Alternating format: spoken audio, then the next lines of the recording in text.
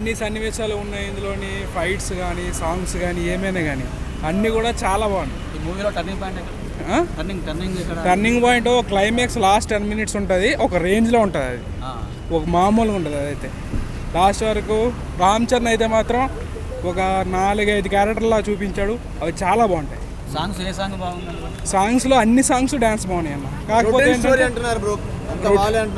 Routine ఏం story కాదన్న, ఒక పొలిటికల్ స్టోరీ ఇలా ఉంటుందని కూడా మనం ఈ సినిమా చూసి చెప్పొచ్చు. ఇలా కూడా తీయొచ్చు ఆ పొలిటికల్ అన్నట్లు ఉంటుంది, చాలా బాగుంటుంది.